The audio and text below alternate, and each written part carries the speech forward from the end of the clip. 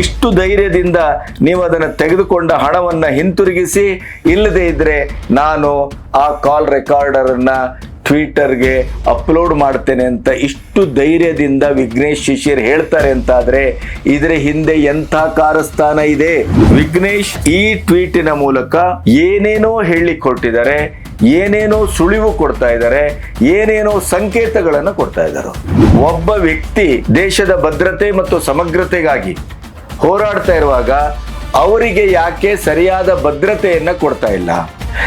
ಇದು ಸರ್ಕಾರ ಯಾಕೆ ಈ ಕೇಸನ್ನ ಗಂಭೀರವಾಗಿ ಪರಿಗಣಿಸ್ತಾ ಇಲ್ಲ? ಇವತ್ತು ಹಾಗಾಯ್ತು, ಇವತ್ತು ಕೇಸ್ ಮುಂದೋಯ್ತು, FIR ದಾಖಲಾಗುತ್ತೆ, ಇನ್ನೊಂದಾಗತ್ತೆ. ನಮ್ಮದೇ ಆದಂತ ಕಪೋಲ ಕಲ್ಪಿತದಲ್ಲಿ ರಾಹುಲ್ ಗಾಂಧಿ ಅವರ ಈ ದ್ವಿಪೌರತ್ವದ ಬಗ್ಗೆ ವಿಶ್ಲೇಷಣೆ ನಡೆಯಲಿ, ಪ್ರಚಾರ ನಡೆಯಲಿ.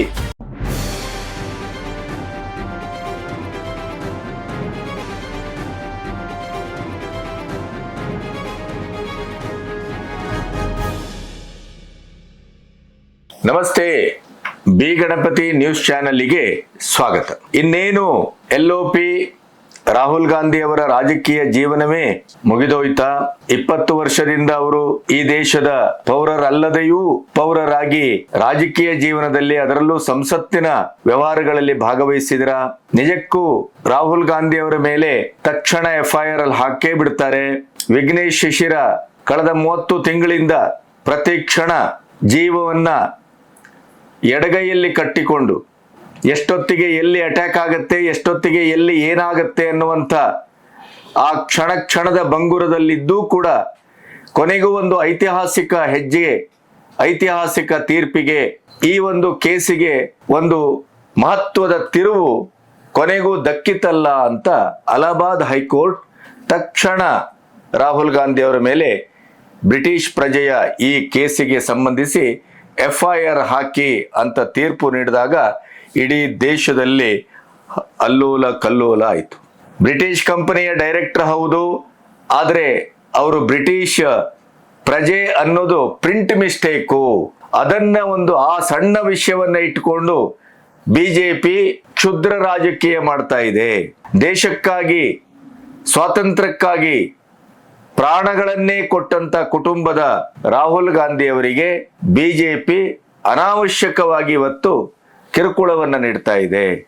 ಈ ಎಲ್ಲ ಚರ್ಚೆಗಳಾಯ್ತು. ಆದ್ರೆ ಆಶ್ಚರ್ಯ ಅಂತಂದ್ರೆ ಕೇವಲ 18 ಗಂಟೆಗಳಲ್ಲಿ ಯಾವ ಕೋರ್ಟ್ FIR ಹಾಕಿ ತಕ್ಷಣ ಅಂತ ಹೇಳಿ ತೀರ್ಪನ್ನ ನೀಡಿತ್ತು, FIR ಅನ್ನ ರದ್ದುಗೊಳಿಸಿ ಮ್ಯಾಂಡೇಟರಿ ಅನ್ನುವಂತ ನೆಲೆಯಲ್ಲಿ ನೋಟಿಸ್ ಕೊಟ್ಟು ಅವರ ಅಭಿಪ್ರಾಯವನ್ನ ಸಂಗ್ರಹಿಸಿ ಅಂತ ಅದೇ ಕೋರ್ಟು ತಾನೇ ನೀಡಿದ ತೀರ್ಪನ್ನ ರದ್ದುಗೊಳಿಸಿ ಮತ್ತೆ ಹೊಸ ತೀರ್ಪನ್ನ ನೀಡಿದ್ದು ಬಹಳ ಚರ್ಚೆಗೆ ಕಾರಣವಾಗಿದೆ. ರಾಹುಲ್ ಗಾಂಧಿ ಅವರ ಈ ಕೇಸು ಕೇವಲ ಅವರ ದ್ವಿಪೌರತ್ವದ ಕೇಸ್ ಅಷ್ಟಾಗಿ ಉಳಿದಿಲ್ಲ. ಅದು ಈ ದೇಶದ ಸಂವಿಧಾನ, ನ್ಯಾಯಾಂಗ, ಭದ್ರತೆ ಇವೆಲ್ಲದರ ಒಂದು ಮಹಾ ಪ್ರಶ್ನೆಯಾಗಿ ಅದು ಈ ದೇಶದ ಮುಂದೆ ನಿಂತಿದೆ.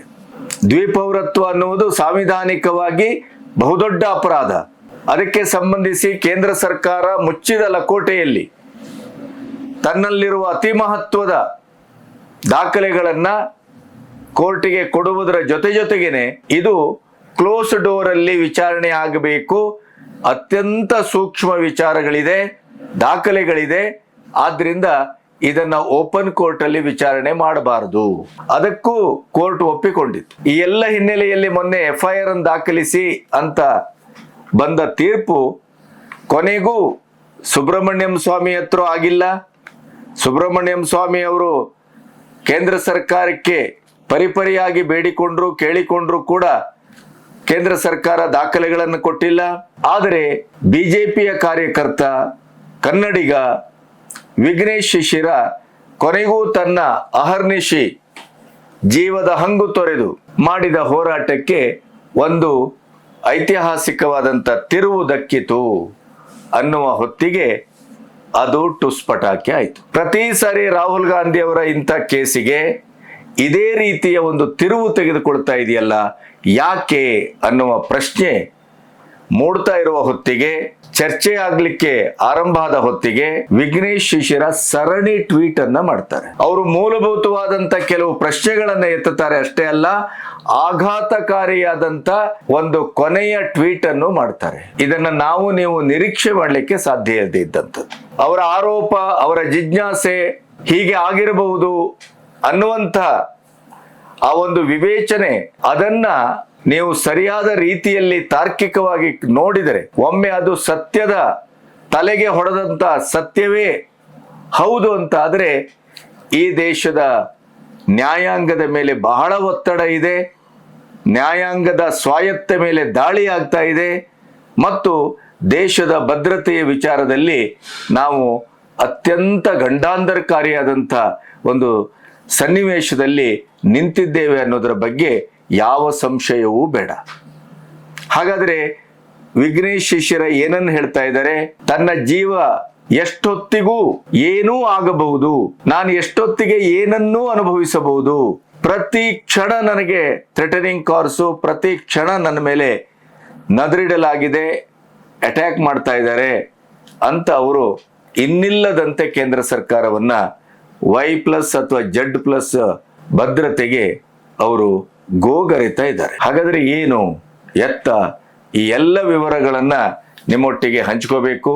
ಇಲ್ಲಿಯವರೆಗೆ ನನ್ನ ಚಾನೆಲ್ ಅನ್ನ ಸಬ್ಸ್ಕ್ರೈಬ್ ಮಾಡದೇ ಇದ್ರೆ ಸಬ್ಸ್ಕ್ರೈಬ್ ಮಾಡಿ, ಸ್ವತಂತ್ರ ಪತ್ರಿಕೋದ್ಯಮಕ್ಕೆ ಬೆಂಗಾವಲಾಗಿ. ಮೊದಲನೇದಾಗಿ ಈ ನಿಗೂಢತೆ, ಈ ಕೇಸಿನ ಹಿಂದೆ ಯಾವುದೋ ಒಂದು ಶಕ್ತಿ ಕೆಲಸ ಮಾಡ್ತಾ ಇದೆ. ಅದು ಯಾವುದೇ ಕಾರಣಕ್ಕೂ ಈ ಕೇಸ್ ಒಂದು ನಿರ್ಣಾಯಕವಾದಂತ ತೀರ್ಪಿನ ಹಂತಕ್ಕೆ ಬರಲು ಬಿಡುವುದಿಲ್ಲ. ಇದು ಏನು, ಯಾರು, ಹೇಗೆ, ಇವೆಲ್ಲದಕ್ಕೂ ವಿಘ್ನೇಶ್ ಶಿಶಿರ ಒಂದೊಂದೇ ಟ್ವೀಟ್ ಅಲ್ಲಿ ಅದರ ಆ ಚಿಪ್ಪನ್ನ, ರಹಸ್ಯದ ಆ ಬಂಧವನ್ನ ಒಡೆತಾ ಹೋಗ್ತಾರೆ. ಮೊದಲಾಗಿ ಅವರು ಹೇಳ್ತಾರೆ, ಆ ಸಂಜೆ 5 ಗಂಟೆಯ ನಂತರ ಈ ಕೇಸಿಗೆ ಒಂದು ಭಾರೀ ತಿರುವು ದಕ್ಕಿದೆ. ಆ ತಿರುವು, ಆ ರಹಸ್ಯ ಕಾರ್ಯಾಚರಣೆಯ ಕಮಟು ಘಾಟನ್ನ ನಾನು ಅನುಭವಿಸ್ತಾ ಇದ್ದೇನೆ.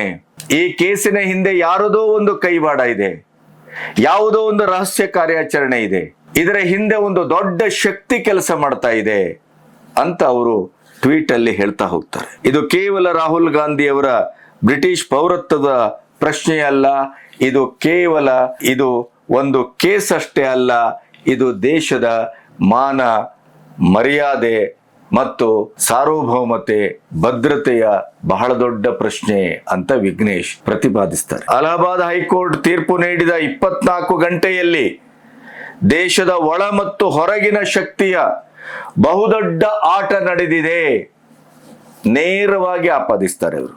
ಈ ಆಟ ನಡೆದಿದೆ ಅನ್ನುವಂಥ ಸಂಶಯವನ್ನ ನೇರವಾಗಿ ಅವರು ಎದುರಿಟ್ಟು ಮಾತಾಡ್ತಾರೆ.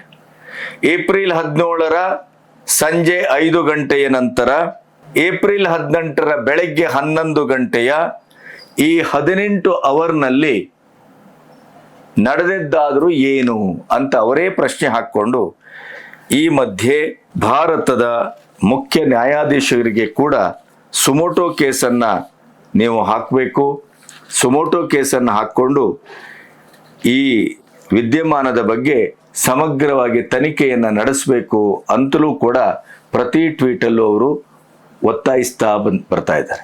ಅಲಹಾಬಾದ್ ಹೈಕೋರ್ಟ್ ರಾಹುಲ್ ಗಾಂಧಿ ಅವರಿಗೆ ತಕ್ಷಣ FIR ಹಾಕಿ ವಿಚಾರಣೆಗೆ ಒಳಪಡಿಸಿ ಅಂತ ಆದೇಶ ನೀಡಿದ ಮೇಲೆ ಏಪ್ರಿಲ್ 17ರ ಸಂಜೆ 5 ಗಂಟೆಯ ನಂತರ ಈ ಕೇಸ್ನಲ್ಲಿ ಏನೋ ಒಂದು ರಹಸ್ಯ ಕಾರ್ಯಾಚರಣೆ ಬೃಹತ್ ಪ್ರಮಾಣದಲ್ಲಿ ನಡೆದಿದೆ. ಅದು ನಡೆದಿದೆ ಅನ್ನುವಂಥ ಒಂದು ಬಹಳ ದೊಡ್ಡ ಆ ರೀತಿಯ ಒಟ್ಟು ಚಲನೆ ವಲನೆ, ಅದರ ನಂತರ ಆದಂತ ಬದಲಾವಣೆ, ಇದು ನನಗೆ ದೊಡ್ಡ ಸಂಶಯವನ್ನ ಹುಟ್ಟು ಹಾಕಿದೆ ಅಂತ ಅವರು ಟ್ವೀಟ್ ಮಾಡ್ತಾರೆ. ಈ ಕೇಸ್ ಬಗ್ಗೆ ವಿಶೇಷ ಆಸಕ್ತಿ ಕಾಳಜಿಯಿಂದ ಹೋರಾಡುತ್ತಿರುವ ವಿಘ್ನೇಶ್ ಶಿಶಿರ ತನ್ನ ಜೀವದ ಭಯ ಮತ್ತು ಈ ಕೇಸಿನ ಹಿಂದೆ ವಿದೇಶಿ ಶಕ್ತಿಯ ಡೀಪ್ ಸ್ಟೇಟಿನ ಒಂದು ಕೈ ಇದೆ ಅನ್ನೋದನ್ನು ಕೂಡ ಟ್ವೀಟ್ ಅಲ್ಲಿ ಪ್ರಸ್ತಾಪವನ್ನ ಮಾಡ್ತಾರೆ. ನ್ಯಾಯಾಂಗದ ವ್ಯವಸ್ಥೆಯ ಮೇಲೆ ಭಾರಿ ಪ್ರಭಾವ ಬೀರುವ ಬೀರುವುದಕ್ಕೆ ಸಾಧ್ಯವಿರುವಂತ ಒಂದು ದೊಡ್ಡ ಶಕ್ತಿ ಇಲ್ಲಿ ಏನೋ ಕೆಲಸ ಮಾಡಿದೆ. ಕಾಂಗ್ರೆಸ್ಸು ಅದರೊಟ್ಟಿಗೆ ಕೈ ಜೋಡಿಸಿ ಬಹಳ ದೊಡ್ಡ ಒಂದು ಕಾರ್ಯಾಚರಣೆಯ ನಡೆಸಿರುವಂತ ಸಾಧ್ಯತೆ ಕಂಡು ಬರ್ತಾ ಇದೆ ಅಂತ ಅವರು ಟ್ವೀಟ್ ಅನ್ನ ಮಾಡ್ತಾ ಹೋಗ್ತಾರೆ. ಹಾಗಾದ್ರೆ ಈ ರಹಸ್ಯ ಯಾವುದು? ಇದರ ಹಿಂದಿರುವ ಕೈ ಯಾವುದು? ಇದರ ಹಿಂದಿರುವ ಶಕ್ತಿ ಯಾವುದು? ಈ ರಹಸ್ಯವನ್ನ ನೇರವಾಗಿ ಅವರು ಎಲ್ಲಿಯೂ ಪ್ರಸ್ತಾಪ ಮಾಡ್ತಾ ಇಲ್ಲ. ಅವರೇ ಹೇಳುವ ಪ್ರಕಾರ ನಾನಿನ್ನೂ ಖಾತ್ರಿತನಕ್ಕಾಗಿ ಒಂದು ಕನ್ಫರ್ಮೇಷನ್ಗಾಗಿ ಕಾದಿದ್ದೇನೆ. ಆ ಕನ್ಫರ್ಮೇಷನ್ನು, ಆ ಖಾತ್ರಿತನ ನನಗೆ ಪಕ್ಕ ಆದ ತಕ್ಷಣ ಈ ಏಪ್ರಿಲ್ 17 ಸಂಜೆಯಿಂದ ಏಪ್ರಿಲ್ 18 ಬೆಳಗ್ಗೆ 11 ಗಂಟೆಯವರೆಗಿನ ಈ ರಹಸ್ಯ ಕಾರ್ಯಾಚರಣೆ ಯಾರ ಕೈ, ಯಾವ ವ್ಯಕ್ತಿ, ಎಂತಹ ಪ್ರಭಾವ, ಏನ್ ನಡೆದಿದೆ ಅನ್ನೋದನ್ನ ದೇಶದ ಜನತೆಯ ಎದುರು ನಾನು ತೆರೆದು ಇಡ್ತೇನೆ ಅಂತಲೂ ಟ್ವೀಟ್ ಅನ್ನ ಮಾಡ್ತಾರೆ. ನನ್ನ ಜೀವ ಅಪಾಯದಲ್ಲಿದೆ, ಯಾವ ಕ್ಷಣದಲ್ಲಿ ನನ್ನ ಮೇಲೆ ಏನ್ ಬೇಕಾದ್ರೂ ಆಗಬಹುದು. ನನಗೆ ಅತ್ಯಂತ ಮಹತ್ವದ ಕೇಂದ್ರ ಸರ್ಕಾರದ ಭದ್ರತೆಯ ಅವಶ್ಯಕತೆ ಇದೆ. ಆದ್ರಿಂದ ನಾನು ಭದ್ರತೆಗಾಗಿ ಪ್ರತಿ ಕ್ಷಣವೂ ಕೇಂದ್ರ ಸರ್ಕಾರವನ್ನ ಬೇಡ್ಕೊಳ್ತಾ ಇದ್ದೇನೆ ಅನ್ನುವ ಹಾಗೆ ಕೂಡ ಟ್ವೀಟ್ ಅನ್ನ ಮಾಡ್ತಾರೆ. ಅಂದ್ರೆ ಅವರು ಎಲ್ಲೋ ಒಂದು ಕಡೆ ಅಧೀರಗೊಂಡಿದ್ದಾರೆ. ಅವರ ಜೀವ ಅಪಾಯದಲ್ಲಿದೆ ಅನ್ನೋದನ್ನ ಅವರಿಗೆ ಖಾತ್ರಿಯಾಗಿದೆ. ಎಷ್ಟೊತ್ತಿಗೆ ನನ್ನ ಜೀವ ಏನು ಬೇಕಾದರೂ ಆಗಬಹುದು ಅನ್ನುವಂಥ ಒಂದು ಭಯದಲ್ಲಿ ಅವರು ಇದ್ದಾರೆ ಅನ್ನೋದಕ್ಕೆ ಆ ಟ್ವೀಟ್ಗಳೆಲ್ಲವೂ ಸೂಚನಾತ್ಮಕವಾಗಿ ಮತ್ತು ಕೆಲವು ಕಡೆ ನೇರವಾಗಿ ಹೇಳ್ತಾ ಹೋಗುತ್ತೆ. ನನ್ನ ಮೇಲೆ ಬಹಳ ದೊಡ್ಡ ಪಿತೂರಿ ನಡೀತಾ ಇದೆ, ನನ್ನನ್ನ ಕಣ್ಗಾವಲಿನಲ್ಲಿ ಇರಿಸಲಾಗಿದೆ, ನನ್ನನ್ನ ಪ್ರತಿ ಕ್ಷಣವೂ ಫಾಲೋ ಮಾಡಲಾಗ್ತಾ ಇದೆ, ನನ್ನ ಮೇಲೆ ಸಿಕ್ಕಾಪಟ್ಟೆ ಥ್ರೆಟನಿಂಗ್ ಕಾಲ್ ಬರ್ತಾ ಇದೆ. ಹಾಗಾಗಿ ನಾನು ಯಾವುದೇ ಹೊತ್ತಿಗೂ ಏನು ಬೇಕಾದರೂ ಆಗಬಹುದು.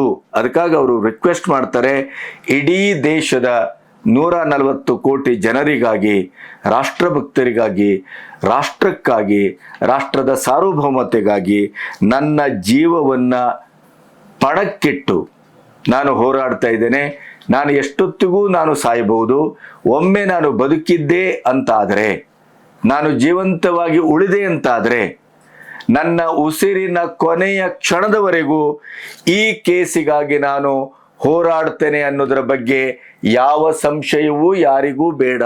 ಅಷ್ಟು ಖಚಿತವಾಗಿ ಅವರು ಈ ಮಾತನ್ನ ಹೇಳ್ತಾರೆ. ಈ ಮಾತನ್ನ ಕೇಳಿದರೆ ಈ ಕೇಸ್ ಕೇವಲ ದ್ವಿಪೌರತ್ವದ ಪ್ರಕರಣಗಷ್ಟೇ ಸೀಮಿತ ಆಗಿಲ್ಲ. ಅದು ದೊಡ್ಡ ದೊಡ್ಡ ವ್ಯಕ್ತಿಗಳ ಅವರ ಒಂದು ನಿರೀಕ್ಷೆಯ, ಆ ಶಕ್ತಿಗಳ ಹಿತಾಸಕ್ತಿಗೆ ಅದು ಸಂಬಂಧಪಟ್ಟಿದೆ. ಈ ಪೌರತ್ವದ ಕೇಸು ಒಂದು ಹಿತಾಸಕ್ತಿಯನ್ನ ಕಾಪಾಡುವ ಬಹುದೊಡ್ಡ ಶಕ್ತಿಯ ಕೈವಾಡದ ಹಿನ್ನೆಲೆಯನ್ನ ಹೊಂದಿದೆ ಅನ್ನೋದನ್ನ ಹೇಳ್ತಾ ಕೊನೆಯದಾಗಿ ಅವರು ಒಂದು ಅತ್ಯಂತ ಆಘಾತಕಾರಿಯಾದಂತ ಒಂದು ಟ್ವೀಟ್ ಅನ್ನ ಮಾಡ್ತಾರೆ. ಈ ಟ್ವೀಟ್ ಅನ್ನ ನೀವು ಗಮನಿಸಿದ್ರೆ ಎಂಥವನಿಗೂ ರಕ್ತ ತಣ್ಣಗಾಗತ್ತೆ. ಹೀಗೂ ಇದೆಯೇ? ಹಾಗಾದ್ರೆ ಅವರು ಈ ಟ್ವೀಟ್ ಅನ್ನ ಮಾಡಿದ್ದು ಯಾರಿಗಾಗಿ? ಯಾರನ್ನ ಟಾರ್ಗೆಟ್ ಮಾಡಿದ್ದಾರೆ? ಯಾರನ್ನ ಉದ್ದೇಶಿಸಿ ಟ್ವೀಟ್ ಮಾಡಿದ್ದಾರೆ? ಈ ಎಲ್ಲ ಪ್ರಶ್ನೆಗಳು ಈಗ ಹುಟ್ಕೊಳ್ತಾ ಇದೆ. ನಾನಿಲ್ಲಿ ನಿಮಗೆ ಹೇಳ್ತಾ ಹೋಗ್ತಾ ಇರುವಂಥದ್ದು ಏನು ಅಂತಂದ್ರೆ, ಅಲಹಾಬಾದ್ ಹೈಕೋರ್ಟಿನ ತೀರ್ಪು, ಅದರ ನಂತರ ಅದು ರದ್ದುಗೊಳಿಸಿದ್ದು, ಅದರ ನಂತರ ಮ್ಯಾಂಡೇಟರಿ ಅನ್ನುವ ದೃಷ್ಟಿಯಲ್ಲಿ ಅವರಿಗೆ ನೋಟಿಸ್ ಜಾರಿ ಮಾಡಿ ಅವರ ಅಭಿಪ್ರಾಯವನ್ನ ಕೇಳಿ ಅನ್ನುವಂಥ ನಿಲುವಿಗೆ ಬಂದದ್ದು. ಅಲ್ಲಿ ಆ ಅವಧಿಯಲ್ಲಿ ಏನೇನು ನಡೆದಿದೆ ಅನ್ನೋದನ್ನ ವಿಘ್ನೇಶ್ ಶಿಶಿರ ಮಾಡಿದ ಟ್ವೀಟಿನ ಆಧಾರದಲ್ಲಿ ಅವರು ವ್ಯಕ್ತಪಡಿಸಿದ ಸಂಶಯಗಳನ್ನ ನಿಮ್ಮೆದುರು ನೇರವಾಗಿ ಇಡ್ತಾ ಇದ್ದೇನೆ. ಆಘಾತಕಾರಿ ಟ್ವೀಟ್ ಏನು ಅಂತಂದ್ರೆ, ಅವ್ರು ಹೇಳ್ತಾರೆ, ದಯವಿಟ್ಟು ಇದನ್ನ ನೋಟ್ ಮಾಡಿ, ದಯವಿಟ್ಟು ಅವರಿಂದ ತಾವು ಪಡೆದ ಹಣವನ್ನ ಹಿಂದಿರುಗಿಸಿ. ದಯವಿಟ್ಟು ಅವರಿಂದ ತಾವು ಪಡೆದ ಹಣವನ್ನ ಹಿಂದಿರುಗಿಸಿ. ಇಲ್ಲವಾದಲ್ಲಿ ನಾನು ರೆಕಾರ್ಡ್ ಮಾಡಿದ ಕಾಲ್ ಸಂಭಾಷಣೆಯನ್ನ ಟ್ವಿಟರ್ನಲ್ಲಿ ಪೂರ್ಣವಾಗಿ ಅಪ್ಲೋಡ್ ಮಾಡುತ್ತೇನೆ. ಮೇಜರ್ ಡೆವಲಪ್ಮೆಂಟ್ ಇದು, ಮೇಜರ್ ಟ್ವೀಟ್ ಇದು. ಇದರಲ್ಲಿ ಇರುವಂತ ಹಕೀಕತ್ತೆ ಈ ಟ್ವೀಟ್. ಯಾರಿಗೆ ಈ ಮಾತನ್ನು ಹೇಳ್ತಾ ಇದ್ದಾರೆ? ಯಾರಿಂದ ಹಣವನ್ನು ಪಡೆಯಲಾಗಿದೆ? ಹಾಗಾದ್ರೆ ಇವರಿಗೆ ಆ ಸಂಭಾಷಣೆ, ಆ ಫೋನ್ ಕಾಲಿನ ಸಂಭಾಷಣೆ ಇವರಿಗೆ ದಕ್ಕಿದ್ದು ಹೇಗೆ? ಇವರಿಗೆ ಸಿಕ್ಕಿದ್ದಾದರೂ ಹೇಗೆ? ಇಷ್ಟು ಧೈರ್ಯದಿಂದ ನೀವು ಅದನ್ನು ತೆಗೆದುಕೊಂಡ ಹಣವನ್ನು ಹಿಂತಿರುಗಿಸಿ, ಇಲ್ಲದೆ ಇದ್ರೆ ನಾನು ಆ ಕಾಲ್ ರೆಕಾರ್ಡರನ್ನ ಟ್ವಿಟರ್ಗೆ ಅಪ್ಲೋಡ್ ಮಾಡ್ತೇನೆ ಅಂತ ಇಷ್ಟು ಧೈರ್ಯದಿಂದ ವಿಘ್ನೇಶ್ ಶಿಶಿರ್ ಹೇಳ್ತಾರೆ ಅಂತಾದ್ರೆ ಇದರ ಹಿಂದೆ ಎಂಥ ಕಾರಸ್ಥಾನ ಇದೆ? ಇದರ ಹಿಂದೆ ಯಾವ ರಹಸ್ಯ ಕಾರ್ಯಾಚರಣೆ ನಡೆದಿದೆ? ಹಣದ ತೈಲಿ ಇಲ್ಲಿ ಕೆಲಸ ಮಾಡಿದೆಯೇ? ಜೀವವನ್ನ ಅಥವಾ ಜೀವಕ್ಕೆ ಬೆದರಿಕೆಯನ್ನು ಒಡ್ಲಾಗಿದೆಯೇ? ಯಾರು, ಏನು, ಹೇಗೆ? ಇವೆಲ್ಲವೂ ಪ್ರಶ್ನೆಗಳು ಇವತ್ತು ದೇಶದ ಎದುರು ಬಂದು ನಿಲ್ಲುವಂಥ ಒಂದು ಟ್ವೀಟು ಇದಾಗಿದೆ. ವಿಘ್ನೇಶ್ ಶಿಶಿರ ಈ ಟ್ವೀಟನ್ನು ತನ್ನ ಜೀವದ ಹಂಗು, ತನ್ನ ಜೀವದ ಮೇಲೆ ಇಂಥ ಅಪಾಯಕಾರಿಯಾದಂಥ ಒಂದು ಸಂಚು, ಯಾವ ಹೊತ್ತಿಗೂ ತನ್ನ ಜೀವದ ಒಂದು ಜೀವನ್ಮರಣದ ಪ್ರಶ್ನೆ ಎದುರಾಗಬಹುದು ಅನ್ನುವಂಥ ಆತ್ಯಂತಿಕ ಸ್ಥಿತಿಯಲ್ಲಿದ್ದಾಗಲೂ ಕೂಡ ಕೋಟಿಗಟ್ಟಲೆ ಹಣವನ್ನು ಯಾರೋ ಪಡ್ಕೊಂಡಿದ್ದಾರೆ. ಹಾಗಾದರೆ ಅವರು ಯಾರು? ವಿಘ್ನೇಶ್ ಈ ಟ್ವೀಟಿನ ಮೂಲಕ ಏನೇನೋ ಹೇಳಲಿಕ್ಕೆ ಹೊರಟಿದ್ದಾರೆ, ಏನೇನೋ ಸುಳಿವು ಕೊಡ್ತಾ ಇದ್ದಾರೆ, ಏನೇನೋ ಸಂಕೇತಗಳನ್ನು ಕೊಡ್ತಾ ಇದ್ದಾರೆ. ಇದನ್ನ ಈಗ ಬಿಚ್ಚಬೇಕು. ಈ ಸುಳಿವಿನ ಒಳಗಡೆ ಯಾವ ರಹಸ್ಯ ಅಡಗಿದೆ ಅನ್ನೋದನ್ನ ಬಿಚ್ಚಬೇಕು ಅನ್ನುವ ಕಾರಣಕ್ಕಾಗಿಯೇ ಅವರು ಸುಪ್ರೀಂ ಕೋರ್ಟ್ CJI ಅವರನ್ನ ಮೇಲಿಂದ ಮೇಲೆ ಅವರು ಒತ್ತಾಯಿಸ್ತಾ ಇದ್ದಾರೆ, ಒತ್ತಡವನ್ನು ತರ್ತಾ ಇದ್ದಾರೆ. ದಯವಿಟ್ಟು ಸುಮೋಟೋ ಕೇಸ್ ಹಾಕಿ ಇದರ ಹಿನ್ನೆಲೆಯನ್ನು ಚೆಕ್ ಮಾಡಿ ಇದರ ರಹಸ್ಯವನ್ನ ಬಯಲಿಗೆಳೆಯಿರಿ ಅಂತ ಅವರು ಸುಪ್ರೀಂ ಕೋರ್ಟ್ ನ್ಯಾಯಾಧೀಶರನ್ನ, ಮುಖ್ಯ ನ್ಯಾಯಾಧೀಶರನ್ನ ವಿಘ್ನೇಶ್ ಶಿಶಿರ್ ಮತ್ತೆ ಕೇಳ್ತಾ ಇದ್ದಾರೆ. ಈ ಟ್ವೀಟಿನ ಆಧಾರದಲ್ಲಿ ಹಿಂದೆ ಒಂದು ಆದ ಘಟನೆಯನ್ನ ನಿಮಗೆ ನೆನಪು ಮಾಡೋದಿದ್ರೆ, ಹಿಂದೆ ಅಲೋಕ್ ವರ್ಮಾ ಕೆಳಹಂತದಲ್ಲಿ ತೀರ್ಪು ನೀಡಿದಾಗಲೂ ಕೂಡ ವಿಘ್ನೇಶ್ ಶಿಶಿರ್ ಈ ರೀತಿಯ ಆಪಾದನೆಯನ್ನ ಮಾಡಿದ್ರು. ಇದು ನಿಮ್ಮ ಗಮನಕ್ಕೆ. ಹಾಗಾದರೆ ಕಾನೂನು ಬಾಹಿರವಾಗಿ ಈ ವ್ಯವಹಾರ ನಡೀತಾ ಇದೆಯೇ? ಇಲ್ಲಿ ವಿದೇಶಿ ಶಕ್ತಿಗಳು ಆಟ ಆಡ್ತಾ ಇದ್ದಾರೆಯೇ? ಡೀಪ್ ಸ್ಟೇಟಿನ ಒಂದು ದೊಡ್ಡ ಕೈ ನಮ್ಮ ದೇಶದ ಆಂತರಿಕ ವ್ಯವಹಾರದ ಮೇಲೆ ಪ್ರಭಾವ ಬೀರ್ತಾ ಇದೆಯಾ? ಅಥವಾ ನಿರ್ಣಾಯಕವಾಗಿ ಅದು ಏನು ಬೇಕಾದರೂ ಮಾಡುವಷ್ಟು ಪ್ರಭಾವಶಾಲಿಯಾಗಿದೆಯೇ? ಈ ಎಲ್ಲ ಪ್ರಶ್ನೆಗಳು ಹುಟ್ಟುಕೊಳ್ತವೆ. ಆ ಎಲ್ಲ ಪ್ರಶ್ನೆಗಳನ್ನು ವಿಘ್ನೇಶ್ವರ ಟ್ವೀಟ್ಗಳು ಹುಟ್ಟು ಹಾಕ್ತಾ ಇವೆ. ಅವರು ಹೇಳುವ ಪ್ರಕಾರ ಯಾರೋ ಈ ಕೇಸನ್ನ ಸಂಪೂರ್ಣವಾಗಿ ಫೇಲ್ ಮಾಡೋದಕ್ಕೆ ಪ್ರಯತ್ನಿಸ್ತಾ ಇದ್ದಾರೆ ಅಂತ ಅವರು ಟ್ವೀಟ್ ಮಾಡ್ತಾ ಇದ್ದಾರೆ. ಅವರು ಬಹುಶಃ ಎಲ್ಲೋ ಒಂದು ಕಡೆ ಗಾಬರಿಗೊಂಡಿದ್ದಾರೆ, ಮತ್ತೆ ಎಲ್ಲೋ ಒಂದು ಕಡೆ ಜೀವ ಭಯದಿಂದ ತತ್ತರಿಸ್ತಾನೂ ಇದ್ದಾರೆ. ಯಾಕಂತಂದ್ರೆ ಅವ್ರು ಟ್ವೀಟಲ್ಲಿ ಸರಣಿ ಟ್ವೀಟ್ ಮಾಡ್ತಾ ಇದ್ದಾರೆ. ಟ್ವೀಟಿನ ಮೇಲೆ ಟ್ವೀಟು ಅದು ಹಲವು ಗೊಂದಲಗಳನ್ನು, ಹಲವು ಸಂದಿಗ್ಧಗಳನ್ನು ಕೂಡ ಹೊರ ಹಾಕ್ತಾ ಇದೆ. ಮತ್ತೆ ಅವರು ಇನ್ನೊಂದು ಅವರು ಟ್ವೀಟಲ್ಲಿ ಹೇಳ್ತಾ ಇರೋದೇನು ಅಂತಂದ್ರೆ, ನಾನು ಎಷ್ಟೊತ್ತಿಗೆ ಉಳಿತೇನೋ ಬಿಡ್ತೇನೋ ನನಗೆ ಗೊತ್ತಿಲ್ಲ. ನಾನು ಜೀವಂತವಾಗಿದ್ದರೆ ನನ್ನ ಜೀವದ ಕೊನೆಯ ಉಸಿರಿನವರೆಗೂ ನಾನು ಎಲ್ಲಿಯೂ ರಾಜಿಯೂ ಆಗುವುದಿಲ್ಲ, ಎಲ್ಲಿಯೂ ಕಾಂಪ್ರಮೈಸ್ ಆಗುವ ಪ್ರಶ್ನೆ ಇಲ್ಲ. ಇದನ್ನ ಒಂದು ದಡ ಮುಟ್ಟಿಸುವವರೆಗೆ ನನ್ನ ಹೋರಾಟ ಇದ್ದೇ ಇದೆ. ಆದರೆ ಅವರು ಸಾರ್ವಜನಿಕರಲ್ಲಿ ಕೈ ಮುಗಿದು ಬೇಡ್ಕೊಳ್ತಾ ಇರೋದೇನು ಅಂತಂದ್ರೆ, ದಯವಿಟ್ಟು ಈ ವಿಷಯವನ್ನ ಅತ್ಯಂತ ಗಂಭೀರವಾಗಿ ಪರಿಗಣಿಸಿ. ನಾನು ನ್ಯಾಯಕ್ಕಾಗಿ, ರಾಷ್ಟ್ರಕ್ಕಾಗಿ, ರಾಷ್ಟ್ರ ಭಕ್ತರಿಗಾಗಿ ನಾನು ಹೋರಾಟವನ್ನು ಮಾಡ್ತಾ ಇದ್ದೇನೆ. ದಯವಿಟ್ಟು ಇದನ್ನ ಎತ್ತಿ ಹಿಡಿಯಿರಿ. ನೀವು ಮುಂದಾಗಿ ಸುಪ್ರೀಂ ಕೋರ್ಟ್ CJI ಅವರ ಗಮನಕ್ಕೆ ಇದನ್ನ ತರುವ ಹಾಗೆ ನೀವು ದೂರನ್ನ ನೀಡಿ ಅಂತ ಅವರು ಮೇಲಿಂದ ಮೇಲೆ ಜನರನ್ನ ಒತ್ತಾಯ ಮಾಡ್ತಾ ಇದ್ದಾರೆ. ಉತ್ತರ ಪ್ರದೇಶದ ಸರ್ಕಾರ ಈಗಾಗಲೇ ಅಲಹಾಬಾದ್ ಹೈಕೋರ್ಟ್ ಅಲ್ಲಿ CBI ತನಿಖೆಗೆ ಅದನ್ನು ವಹಿಸಬೇಕು ಅಂತ ಕೇಳಿದೆ. CBI ತನಿಖೆಗೆ ವಹಿಸುವುದಕ್ಕೆ ಅಲಹಾಬಾದ್ ಹೈಕೋರ್ಟು ಮನಸ್ಸು ಮಾಡಿದ ಹಾಗೆ ಕಾಣ್ತಾ ಇದೆ. ಅದರ ಮಧ್ಯೆ ಈಗ ಅವರಿಗೆ ನೋಟಿಸ್ ಕೊಟ್ಟು ರಾಹುಲ್ ಗಾಂಧಿ ಅವರಿಂದ ಅಭಿಪ್ರಾಯವನ್ನ ಕೇಳಿ ಅಂತ ಹೇಳಿದೆ.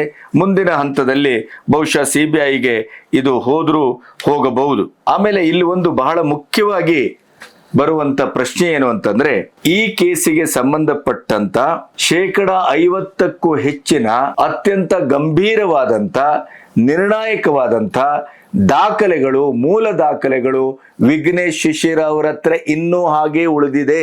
ಅವರು ಹಿಂದೆಯೂ ಹೇಳಿದ್ರು, ಈಗಲೂ ಆ ಟ್ವೀಟ್ ಅಲ್ಲಿ ಹೇಳ್ತಾ ಇದ್ದಾರೆ ಏನು ಅಂತಂದ್ರೆ, ಆ 50%ರಷ್ಟಿನ ಅತಿ ಮುಖ್ಯವಾದಂತ ರಹಸ್ಯ ದಾಖಲೆಗಳನ್ನ ಕೊನೆಯ ಈ ಕೇಸಿಗೆ ಸಂಬಂಧಿಸಿ ಕೊನೆಯ ಒಂದು ಹಂತದಲ್ಲಿ ನ್ಯಾಯಾಲಯದಲ್ಲಿ ಫೈನಲ್ ಹಿಯರಿಂಗಿಗೆ ಇದನ್ನ ನಾನು ಸಲ್ಲಿಸಬೇಕು ಅಂತ ಕಾಯ್ತಾ ಇದ್ದೇನೆ. ಹಾಗಾಗಿ ನನಗೆ ರಕ್ಷಣೆ ಕೊಡಿ. ಈಗ ನೀವು ಕೊಟ್ಟಂತ ಸಿಆರ್ಪಿಎಫ್ ರಕ್ಷಣೆ ಹೌದು, ಅದು ನನ್ನ ಮೇಲೆ ಆಗುವಂತ ಬೃಹತ್ ದಾಳಿಯನ್ನ ತಡೆಯಲಾರದು. ಆದ್ರಿಂದ ನನಗೆ Z ಅಥವಾ Y+ ಒಂದು ಕೆಟಗರಿಯ ಒಂದು ರಕ್ಷಣೆಯನ್ನ ಕೊಡಿ ಅಂತ ಕೇಂದ್ರ ಸರ್ಕಾರವನ್ನ ಕೇಳ್ತಾ ಇದೆ. ನಾನು ಇದರ ಮಧ್ಯೆ ನನ್ನ ಪ್ರಶ್ನೆ ಏನು ಅಂತಂದ್ರೆ, ಸುಬ್ರಹ್ಮಣ್ಯಂ ಸ್ವಾಮಿ ಅವರು ಇದನ್ನ ಕೇಳಿದ್ರು. ಈಗ ಒಬ್ಬ ಸಾಮಾನ್ಯನಿಗೆ ಬ್ರಿಟಿಷ್ ಸರ್ಕಾರದಿಂದ ಮೂಲ ದಾಖಲೆಗಳನ್ನ ತರಿಸ್ಕೊಳ್ಳಿಕ್ಕೆ ಸಾಧ್ಯ ಆಗತ್ತೆ ಅಂತ ಆದ್ರೆ ಭಾರತ ಸರ್ಕಾರಕ್ಕೆ ಯಾಕೆ ಸಾಧ್ಯ ಆಗ್ತಾ ಇಲ್ಲ, ಒಂದು ಪ್ರಶ್ನೆ. ಎರಡನೇದು, ಈಗ ಕೊನೆಗೂ ಅಲಹಾಬಾದ್ ಹೈಕೋರ್ಟಿನ ಒಂದು ನೋಟಿಸಿಗೆ ಉತ್ತರ ರೂಪವಾಗಿ ಮುಚ್ಚಿದ ಲಕೋಟೆಯಲ್ಲಿ ತನ್ನಲ್ಲಿರುವಂತ ರಹಸ್ಯ ದಾಖಲೆಗಳನ್ನ ಸರ್ಕಾರ ಕೋರ್ಟಿಗೆ ಒಪ್ಪಿಸಿದೆ. ಮುಚ್ಚಿದ ಕೋರ್ಟ್ ಅಲ್ಲಿ ಅದು ವಿಚಾರಣೆ ಆಗಬೇಕು ಅಂತ ಹೇಳಿತ್ತು, ಅದನ್ನು ಕೂಡ ಕೋರ್ಟ್ ಒಪ್ಪಿದೆ. ಆದರೆ ಒಬ್ಬ ವ್ಯಕ್ತಿ ತನ್ನ ಜೀವದ ಹಂಗನ್ನ ತೊರೆದು ಪ್ರತಿ ಕ್ಷಣವೂ ತನ್ನ ಮೇಲೆ ಅಟ್ಯಾಕ್ ಆಗ್ತಾ ಇರುವಂತ ಸ್ಥಿತಿಯಲ್ಲಿ ಕಳೆದ 30 ತಿಂಗಳಲ್ಲಿ ಯಾವ ರೀತಿಯ ನನ್ನ ಮೇಲೆ ಅಟ್ಯಾಕ್ ಆಗಿದೆ, ರಾಯ್ಬರೇಲಿಯಲ್ಲಿ ಏನಾಯ್ತು, ಅಲ್ಲಿ ನಾನು ಕೇಸನ್ನ ಯಾಕೆ ಮುಂದುವರಿಸ್ಲಿಕ್ಕೆ ಆಗಿಲ್ಲ, ಅದು ಕೋಲ್ಕತ್ತಾ ಹೈಕೋರ್ಟ್ಗೆ ಯಾಕೆ ಅದು ಅಲ್ಲಿ ಸ್ಥಳಾಂತರಗೊಂಡಿತ್ತು, ಅಲ್ಲಿ ನನಗಿದ್ದಂಥ ಜೀವ ಭಯ ಏನು, ಇದೆಲ್ಲವನ್ನ ಕೋರ್ಟಿನ ಗಮನಕ್ಕೆ, ಸರ್ಕಾರದ ಗಮನಕ್ಕೆ ವಿಘ್ನೇಶ್ ಶಿಶಿರ ತಂದಿದ್ದಾರೆ. ಹಾಗಾದ್ರೆ ಕೋರ್ಟ್ ಈಗ ಇಷ್ಟೆಲ್ಲ ಗಂಭೀರವಾದಂಥ ಒಂದು ಪ್ರಕರಣವನ್ನ ಒಬ್ಬ ವ್ಯಕ್ತಿ ದೇಶದ ಭದ್ರತೆ ಮತ್ತು ಸಮಗ್ರತೆಗಾಗಿ ಹೋರಾಡ್ತಾ ಇರುವಾಗ ಅವರಿಗೆ ಯಾಕೆ ಸರಿಯಾದ ಭದ್ರತೆಯನ್ನ ಕೊಡ್ತಾ ಇಲ್ಲ? ಇದು ಸರ್ಕಾರ ಯಾಕೆ ಈ ಕೇಸನ್ನ ಗಂಭೀರವಾಗಿ ಪರಿಗಣಿಸ್ತಾ ಇಲ್ಲ?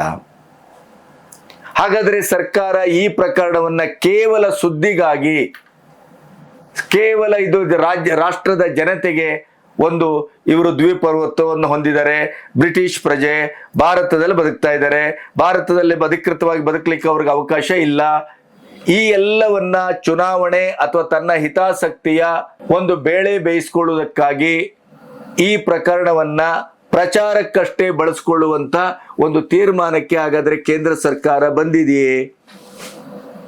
ನಿರ್ಣಾಯಕವಾದ ಹಂತಕ್ಕೆ ಈ ಕೇಸ್ ಹೋಗುವುದು ಅವರಿಗೆ ಬೇಡ ಅಂತಲೇ ಇದೆಯೇ?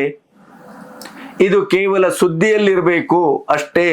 ಇವತ್ತಾಗಾಯ್ತು, ಇವತ್ತು ಕೇಸ್ ಮುಂದೋಯ್ತು, FIR ದಾಖಲಾಗತ್ತೆ, ಇನ್ನೊಂದಾಗತ್ತೆ, ನಮ್ಮದೇ ಆದಂತ ಕಪೋಲ ಕಲ್ಪಿತದಲ್ಲಿ ರಾಹುಲ್ ಗಾಂಧಿ ಅವರ ಈ ದ್ವೀಪವೃತ್ವದ ಬಗ್ಗೆ ವಿಶ್ಲೇಷಣೆ ನಡೆಯಲಿ, ಪ್ರಚಾರ ನಡೆಯಲಿ ಅನ್ನುವಂಥ ಉದ್ದೇಶವೇ?